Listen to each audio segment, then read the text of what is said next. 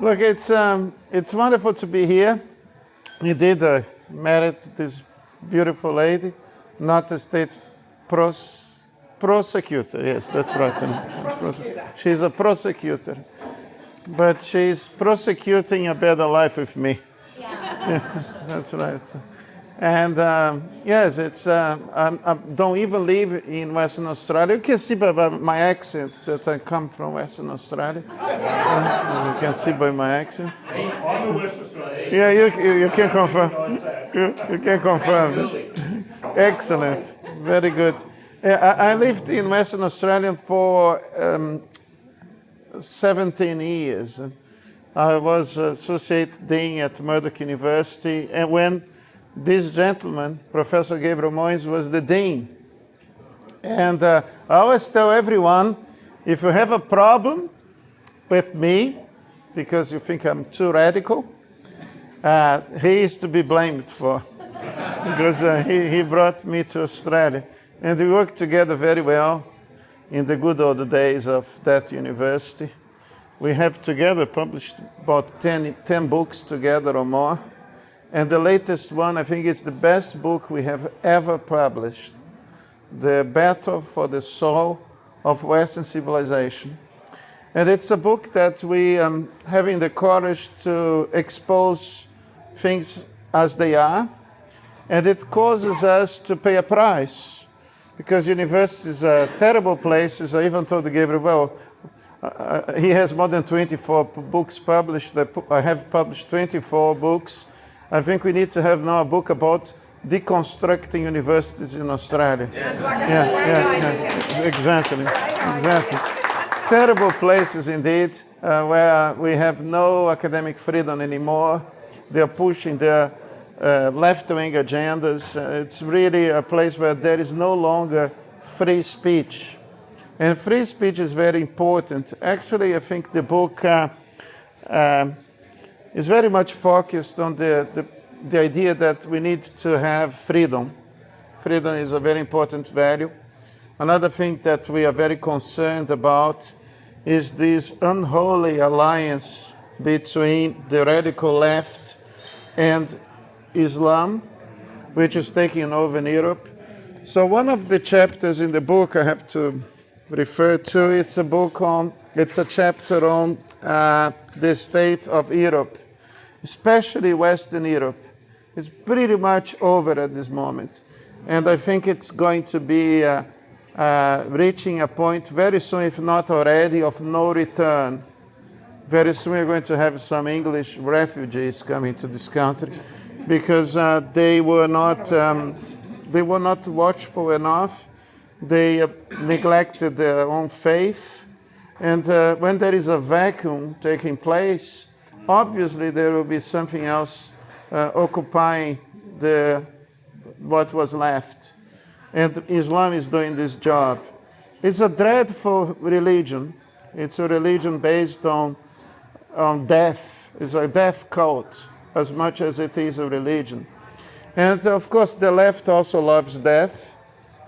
That's why we have a chapter on COVID, which is pretty much based on our own experiences as academics, and even my own experience as a law reform commissioner. I was a law reform commissioner in Western Australia. I thought it was very strange when these people started to talk about saving lives because they love to kill people. I mean, the whole agenda is about abortion on demand, euthanasia, which they now call assisted suicide. If these people have always tried to be killing you, why on earth they would be suddenly changing their minds and want to save your lives? So you have to be really stupid to believe that this would be the case. And then we wrote a book together in a state of fury that took only 4 weeks to be written on COVID mandates, vaccine mandates, and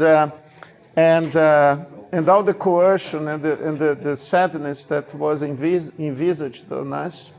And definitely what happened was a demonstration that my suspicions were right regarding the fact that Australia, given to some arrangements, including the so-called idea of parliamentary sovereignty, is indeed an elective dictatorship, which have to actually change this state of affairs and somehow bear in mind that the best way to protect the people is basically to keep our society healthy, culturally speaking. Definitely the rule of law is as much a cultural and political achievement as it is a matter of legal institutional design. There is room for improvement regarding the legal institutional design, but we are being replaced as a population by foreigners who have no idea about the rule of law and no idea about the need to protect fundamental rights and freedoms. The elites have basically, good to see you, Peter, the elites have basically declared war on us. And sorry if I call them elites because they don't deserve the name. They are oligarchs and they are evil people. And it's time to resist before it becomes too late. So this book is actually a book that tells you what you need to know and tells you how bad things are, but also gives you hope because we are in a fight. I prefer to die today in the battlefield than to die in 20 or 30 years' time as a coward in a hospital. I think it's less exciting.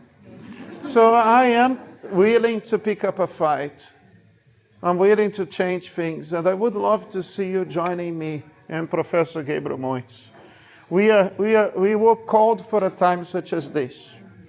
I thought that when I was living in my other country, native country, Brazil, the same country as my wife, 25 years ago I moved to Australia, I thought that was God's gift. It used to be a very different place, quarter of a century ago. But now it's not. It's not being pleasant. But you know what? We can have fun. Well, it's so good to actually declare war on these people. They deserve to be destroyed. It's starting with the woke king, by the way, King Charles. I don't like him. His name is not good, you know. Perhaps he has to think about the fate of another Charles, another King Charles who was beheaded as a result. These people are really, really despicable. They are replacing you. They are bringing people who have no idea about our values, our culture. And that's why I say in my PhD thesis that it's not good enough just to have the right institutions. But you need to have also the right people, and you need to have, because I'm a Christian, an understanding that power corrupts. And absolute power tends to corrupt absolutely. So we need to not only preserve our culture, stop with this terrible idea about multiculturalism. We have to stop with this. But we also need to reestablish checks and balances and separation of powers in this country. We need to make sure that we actively participate in the political debate, that we have the courage to fight for what is right and just, and by doing so, we'll be honoring God, and we'll be honoring our future generations. I really pray and hope that this is a moment of change and transformation for this nation. I believe that Professor Moyes and I have a mission to accomplish that really depends on your help, because we can work together to make a difference, and we can work together to change the course of history in this nation. I will continue to write. I'll never be silent. I'll fight to the very end to protect you as much as I want to protect myself and my kids. But I want to fight because I'm very upset. We need to do something about what's happening. Let's have a time of reflection about all these things. See if you can read my book and tell me how bad it is or how good it is. But the most important thing, do something. Do not be quiet. And try to tell your neighbors about what's happening. In some parts of the world, it's perhaps too late. In some cities in London, the Muslim population has reached 70% now, in Birmingham, for instance. So they have reached the point of no return. It's not possible to recover a place that has been at such a terrible level of replacement. But we have to think about what we can do for our children. And then we have chapters here about hate crime laws, for instance. Hate crime law is very simple. The more you are a bigot and a radical, and the more you hate this country, the more protection you get from these laws. So the laws are actually used as instruments of bigotry rather than the other way around. Because I tell you one thing, tolerant people don't go suing others if they don't like what you have to say. No idea can be ultimately decided by a court. Judges are not there to say, I like this idea more than this other idea. So if you have a system such as this, these laws are actually used or being used as instruments of intolerance and bigotry. And there is an unholy alliance when I say about the left and the Islamists, because they are imposing on us Sharia law by stealth. What we have in these laws is basically to say that there is a religion not to be protected from criticism. And so we have to say that these laws are reintroducing blasphemy law in Australia. They are blasphemy laws by stealth. And I think in a democracy, everybody has the right to express their opinions. Gabriel and I, in this book, and please interrupt me, you can stop me if I start being too excited and talking too much.